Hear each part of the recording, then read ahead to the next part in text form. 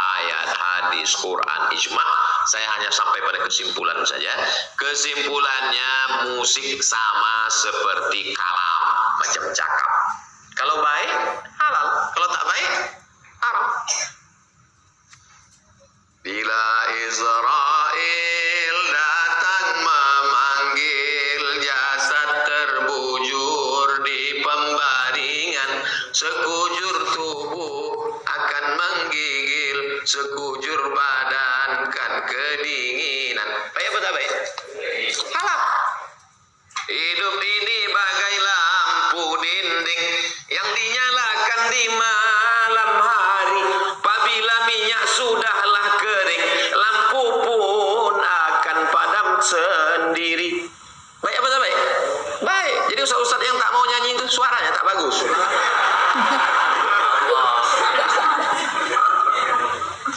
Perempuan-perempuan menyanyi di kamar Nabi. Jariyatani tughanniyani. Datang Umar, Abu Bakar marah. Kenapa itu menyanyi, kata Abu Bakar? Apa kata Nabi? Da'huma, biarkan mereka menyanyi. Mana ada orang menyanyi tak pakai irama? Semana menyanyi tak pakai irama? Salallah, salallah.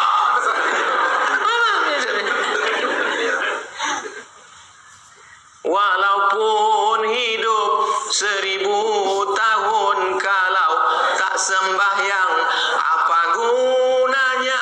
Walaupun hidup 1000 tahun, kalau tak sembahyang apa gunanya? Baik apa tak baik?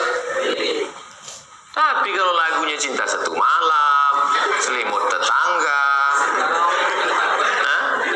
kucing garong, terlalu sulit.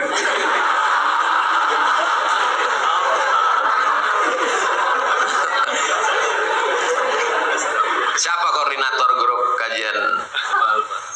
Hah? Yang punya bakat-bakat nasyid, kumpulkan buat nasyid. Buat nasyid hadrah latihan. Nanti bisa latih sama Ustadz pimpinan Imam Masjid Al-Falah. Ustadz apa? Nasution itu. Yazid Nasution. Minta latih sama dia. 10 orang, berapa orang yang punya bakat.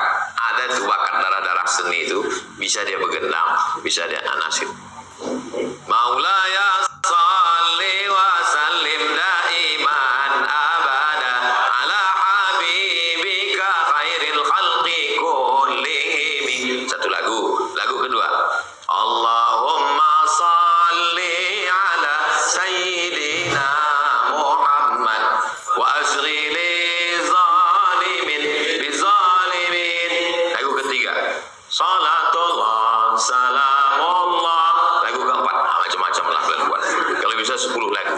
Jadi setiap ngaji 10 menit selingan, 10 menit selingan, 10 menit selingan. Ngaji dengan Habaib itu begitu.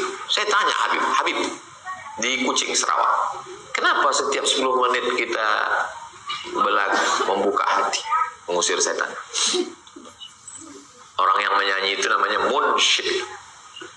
Kalau ungkapan-ungkapan ditulis dalam bentuk puisi yang indah, namanya syair. Orang Arab menyebutnya syair, kita menyebutnya syair. Kalau terdiri dari 7 bait, namanya qasidah. Apa namanya? Qasidah. Kalau membacanya dilantunkan pakai irama, namanya nasyid. Paham? Jadi kalau ditanya orang, apa beda syair, qasidah dan nasyid? Kalau kata-kata indah, cantik, syair. Kalau terdiri dari 7 bait, qasidah. Kalau dilantunkan dengan irama yang indah, nasyid. Orang yang melantunkannya namanya munsyid. Ya, nanti antum ditanya orang, nasyid itu apa? Itu mak-mak yang mukul gendang. Saya mau anak-anak muda ini punya grup nasyid yang menyanyi, namanya munsyid. Pilih yang bagus suaranya, supaya jangan lagi nanti Maulid Nabi Isra Mi'raj maju lama itu nyanyi. Lagunya biasa aja, lipstiknya 2 inci. Di dalam masjid memukul gendang pakai bedak, bini orang ditonton laki orang. Tapi ibu tuh udah mau ngaji tuh udah alhamdulillah. Maka saya kok tanya, Ustaz kami punya grup nasid, lanjutkan. Tapi kalau bisa nyala di depan lagi orang, mukulnya mah di teras. Pas maulid Nabi di teras. So, bismillah tawassalna billah la la la la la.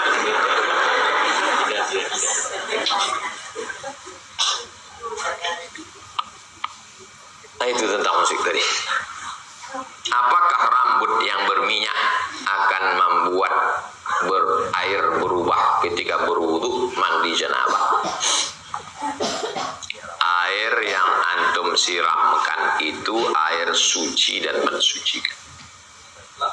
Waktu disiramkan pertama kali itu, niat dipasang itu di mana? Niat sholat niat sholat di dalam takbiratul ihram. Usolli fardhu subhi raka'ataini adaan ma'muman lillahi ta'ala. Niat itu di dalam takbiratul ihram. Dari A sampai bar. A, bar. Di dalam itulah niat. Sholatnya sholat apa? Sholat subuh. Berapa rakaat? 2 rakaat. Jadi imam menjadi imam, jadi makmum. Allahu Akbar. Itu mazhab Syafi'i. Kalau mazhab Hanafi, mazhab Maliki, mazhab Hambali, niatnya sebelum takbiratul ihram. Makanya di Makkah itu takbirnya pendek. Allahu Akbar. Allahu Akbar. Niatnya sebelum takbiratul ihram. Nah, kalau mandi itu niatnya kapan? Waktu bismillah. Wudu waktu menghidupkan air. Air yang dipakai berwudu itu air suci mensucikan. Bisa wudu pakai air tebu. Tak bisa. Pakai air kelapa? Tak bisa. Air mutlak. Tahir, mutahhir. Suci dan mensucikan. Ada tahir tapi tak mutahhir. Tak mensucikan. Bahwa setelah air itu turun ke badan dia, kena sampo, itu setelah jatuh. Makanya air itu kalau bisa mengalir. Saya Pak Ustadz selalu di Sungai Siak. Bagus. Air mengalir sungai. Saya pakai shower Pak Ustadz. Bagus. Saya pakai gayung Pak Ustadz. Airnya yang kau air yang kau cedok itu kan suci mensucikan. Yang tak boleh itu kau campur dulu sampo itu ke dalam. Udah campur, baru masuk kopi. Karena dia tidak tohir mutahhir. Jelas?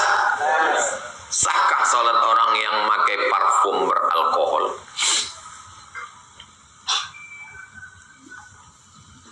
Kalau ini anggur itu di Arab murah, 2 pon sekilo. Tanya Ustaz. 1 pon itu 2.500 zaman saya. 2 pon berarti anggur sekilo 5.000. Di sini 70.000. Makanya menengok anggur itu meniti mata. 5.000 anggur itu sekilo musim panas. Saking banyaknya anggur tadi busuk, dipijak-pijak. Ada acara namanya memijak anggur busuk. Dipijak rame-rame, ada pestanya, pesta anggur, baru disaring, dimasukkan ke botol. Setelah seminggu berbuih, nama prosesnya fermentasi. Maka muncul zat baru namanya alkohol. Bukan bahasa Arab. Alkohol, almari, alpokat, bukan bahasa Arab. Zat alkohol yang ada terkandung dalam air anggur itu apakah najis? Ikhtilaf ulama. Yang mengatakan najis, ini dalilnya. Ya ayyuhalladzina amanu innamal khamru wal maisiru wal ansabu wal azlamu rijsun. Arti rijsun? Najis. Kata dia alkohol najis. Kalau ada ustaz mengatakan kalau kena alkohol ganti najis. Inilah dalil dia. Yang mengatakan tidak najis ulama Azhar. Namanya Syekh Atiyah Sakar. Nama kitabnya Fatawa Al-Azhar. Kata dia tak najis. Tapi jelas disebut situ najis. Najis di situ maksudnya najis maknawi, bukan najis aini. Kalau najis aini bendanya najis. Kalau najis maknawi secara maknawi dia najis. Antum benci sama orang, najis kau. Apakah dia jadi babi? Tidak. Paham? Kata Syekh Zakar itu katanya najis maknawi bukan aini. Dalil yang kedua, ketika turun ayat haram khamar, sahabat Nabi yang ada di Madinah menumpahkan khamarnya ke jalan-jalan, dan mereka waktu itu belum pakai sendal.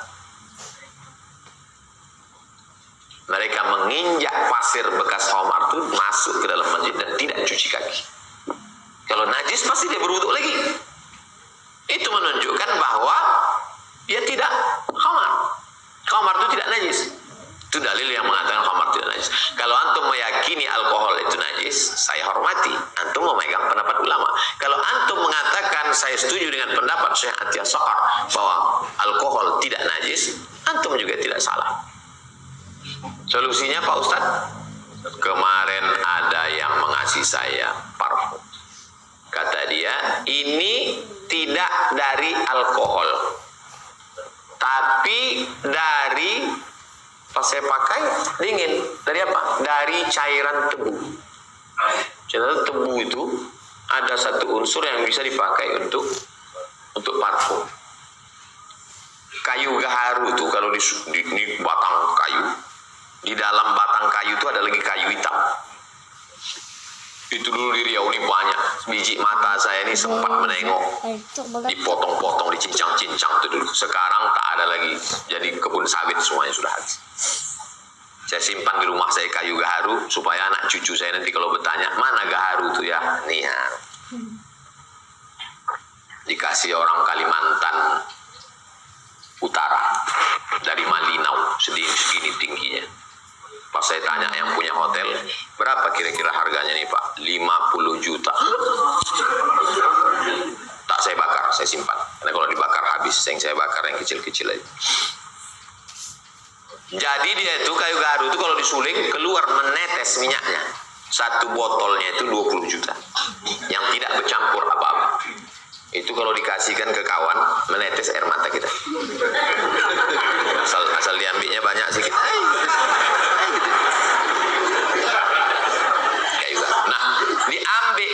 Diambil minyak gaharu tadi agak beberapa tetes, dimasukkan ke botol, dicampur dengan alkohol. Alkohol itu fungsinya untuk menambah semerbak. Campuran. Cairan yang lainnya itu cairannya itu apa? Itulah dia yang tumbuh banyak di tanah Aceh, serai wangi. Bukan serai yang dipakai untuk gulai. Macam serai itu juga. Saya dulu dikasih orang Aceh satu drigen serai itu campuran parfum. Biang namanya, biang parfum yang asli tadi dicampur dengan minyak serai tadi, dicampur dengan alkohol, itulah dia jadi. Jadi kalau antum pakai itu, antum sholat, antum tidak najis menurut pendapat kedua. Terserah antum mau pakai pendapat. Yang tak bisa, yang tak boleh itu antum paksakan pendapat ini ke sini, itu tak boleh. Paham? Mohon penjelasan tentang riba qard. In tuqridullaha qardan hasanan, kalau kamu memberikan pinjaman maka yudha'ifahu, Allah akan melipat gandakannya pahalanya. Ustadz, pinjam saya duit 1 juta Pak Ustadz. Ya, nanti kau bayar 1 November 1.100.000. Yang 100 itu riba. La ta'kulu riba ta'afa mudha'afa. Jangan kamu makan riba. Selamatkan diri dari riba. Jangan terjebak riba. Saya ke Pekanbaru, pulang kampung 2008 sampai sekarang tidak pernah meminjam duit. Karena saya orang kaya, saya tak ada duit. Bagi saya lebih baik saya hidup susah daripada saya terutang. Banyak orang menawari saya tak mau. Untuk apa kita disangka orang berduit, terjebak pada riba. Ustadz Somad, ini kami kasih Ustadz 50 juta untuk DP. Belilah Ustadz mobil baru. Mobil Ustadz jelek sekali. Nah, lebih baik saya mobil buruk daripada mobil baru tapi saya berutang. Ambillah ini mobil buruk, tak dipinjam orang. Mau dipinjam takut dia mogok. Cewek-cewek tak mau dekat. Tengoknya jelek kali mobil Ustadz itu. Tapi beda hidup kan beda prinsip. Ada orang mau hidupnya stylenya bagus, gaya, keliling utang. Sama ini 1 juta, sama ini 500, sama ini. Saya pun kena. Ada dulu orang hebat, mobilnya hebat, gayanya luar biasa, handphonenya 3 biji. Tak ada pulsa. Pakai duit ini, pakai duit ini, pakai duit. Duit saya pun kena. Tapi duit saya balik, duit orang Ustaz yang balik. Cemana cara Ustaz bisa balik? Jumpa direktorat. Kapan kau bayar? Nanti. Kapan kau bayar? Orangnya lebih tegap dari itu. Saya sendiri aja. Kalau tak kau bayar Selasa pagi, ku kampak kepala kau. Senin sore dibayar. Saya umumkan ke grup, aku sudah dibayar. Oh, rame lah orang nih. Gimana caranya? Nah, gini caranya. Kalau tak kau bayar Selasa pagi, ku kapak kepala kau. Orang kalau kita lembek, dipijaknya kepala kita. Betul. Kalau mau lembut bisa lembut. Kau bayar ya. Kalau tak bayar, ku cubit nanti. Kau lembut kali. Ginjal kau ku cubit.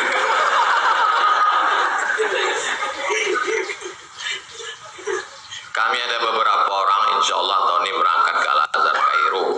Jadi mohon doanya. Mendaftar ke Ustadz Al-Nob Dinar, Ketua Yayasan Tabung Wakaf Umat, pembinanya saya. Nanti dilepas, satu orang dikasih, tahun lalu 2 juta. Tahun lalu 100 orang, jadi 200 juta. Kami buat penggalangan dana. Saya ini dulu berangkat ke Mesir, membuat surat minta duit ke Basnas. Dipanggil Basnas lah almarhumah emak saya. Ibu datang ke Basnas. Datanglah ke Basnas, kantornya di An-Nur. Waktu itu perlu duit berangkat 20 juta. Dikasih Basnas lah 200.000. Saya sakit hati. Maka saya mengatakan ke Ustadz Al-Nob, adik-adik kita yang mau berangkat kumpulkan semua setiap tahun. Ini udah tahun ketiga. Kasih duit. Duitnya dari mana? Kita buatkan iklan di Instagram. Iklan. Dapat 200, kasih 2 juta seorang. Sisanya Ustaz, usaha lah kalian pula.